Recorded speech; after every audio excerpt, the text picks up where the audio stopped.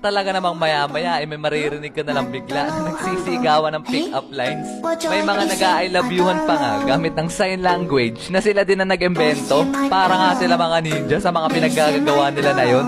Madami pa nga sila mga pinaggagawa nun. Habang ako ay parang kulangot lang dun sa ledgi kasi hindi ko kaya yung mga pinaggagawa nila. Feel ko kasi nun ay parang sobrang bata ko pa para magkajowa. Pero meron ako ng 2 tropa na kasama din sa mga nanliligaw dun sa taga-katapat namin na building. At simula nung napasagot na nila yung mga nililigawan nila sa kabilang building, ay dito na nagsimula yung mga hindi inaasahan na pangyayari. Oy Rio, single ka pa, di ba? Ha? Bakit? Ngiting may binabalak kayo ah. Di pre, baka gusto mo kasi magkajowa. Hehe. Kaya nga pre, may rereto kami sa'yo. Sira ulo, hindi naman ako nagpapahanap ng jowa. Yung naging GF kasi nung 2 kong tropa mga repa ay magkaibigan at meron pa silang isa pang kaibigan na babae at yun ang nirereto ng 2 kong tropa sa akin. Ano pre, gawin mo ng GF para pa magde-date ay magkakasama tayong 3. Kaya nga pre, ay pas ako dyan mga pre. Sinabogart na lang, total naman jowa na yung mga yon. Sira ulo, ikaw nga yung gusto. Wala pa talaga sa radar ko magka-jowa nun kaya tumanggi ako. At kung magkakaroon man ako ng first girlfriend ay yung crush ko ng mga panahon na yun ang gusto ko. At pagkatapos nun, ay biglang kumalat yung balita na nagkakagusto daw sa akin si Moana. Di niya tunay na pangalan. As in, kinabukasan, pagpasok ko ng classroom, ay biglang nagtingin na sa akin yung mga kaklase ko. Oy, Moana, nandito na si Rio. Ay,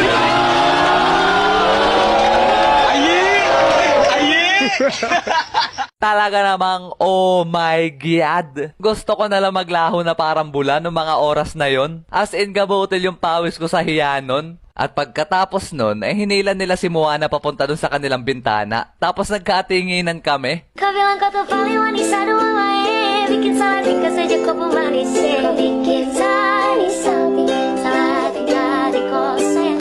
Kau bilang kau tuh paling manis aduh bikin salah tingkah saja kau pun manis kau bikin manis salah tingkah di kau sayang. Kung madidescribe ko sa inyo mga repa si Moana, siya yung matatawag nyo na Black Beauty. Ang dahilan lang kung bakit ayoko siyang ligawan nun kasi meron na akong ibang gusto. Pero pagtingin ko sa kanya, no mga oras na yon, ay nakikiayi din siya sa amin dalawa ni Moana.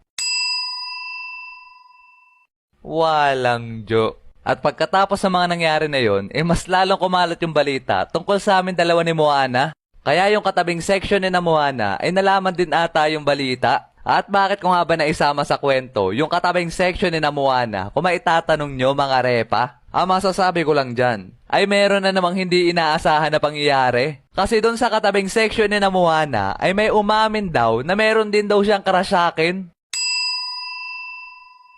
Aba nga naman, malupit. Yan ang gusto ko sa'yo kaya ayaw kita. Walang jo. Papirin pa nga ako dun sa mga nangyari noong madaling araw. Tapos meron na namang kumakalat na balita. At nung pagkatapos namin kumain ng lunch break, ay dumiretsyong punta na kami sa aming room. Tapos bigla kaming sinalubong nung 2 kong tropa. Tapos sinabi nila sa akin na kinausap daw nung 2 GF nila kanina yung isang babae na nagkakagusto daw sa akin. Tapos pinagsabihan daw nila to. Talaga naman napatime out ako ng mga panahon na yon kasi sobrang dami nangyari sa isang araw lang. At pagkatapos nun, halos araw-araw na akong kinukulit ng mga kaibigan ni Moana at mga kaibigan ni Aya. Hindi niya rin tunay na pangalan. At pinipilit ako na gawin ko na daw GF yung kaibigan nila. As in halos isang linggo, puro ganun ang pinaggagawa nila. Ewan ko nga ba sa mga yon kasi parang ginawa na nilang kompetensya. Kaya noong mga panahon na yun, kabado 20 ako lagi pag naglalakad ako sa school. Tapos one time, may plenano pala yung 2 kong tropa sa akin. Oy pre, laro tayo mamayang uwian ng Bleach vs One Piece. Doon tayo dumaan sa likod ng school.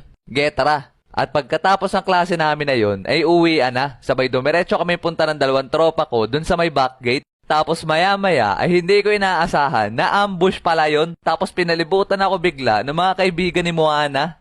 Paano nyo nagawa to sa akin? Pasensya na pre, napag-utusan lang. At alam ko na sa seryosong sitwasyon ako nun kasi kasama nila si Moana. At pagkatapos nun, nagsimula na silang kumbinsihin ako at hindi daw kami uuwi hanggat hindi ako nagsasabi ng oo. At makalipas ng ilang minuto, grabe yung pagpe-pressure nila sa akin. Di rin ako makaimik ng ayos kasi naandun si Moana. Hanggang hindi ko na kinaya at napa-oo na lang ako.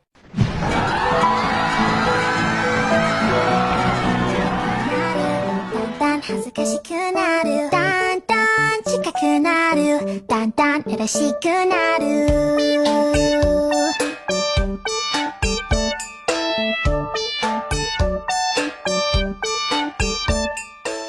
At dahil sa pinilit lang ako nun, eh hindi talaga mag-sink in sa utak ko na may girlfriend na ako.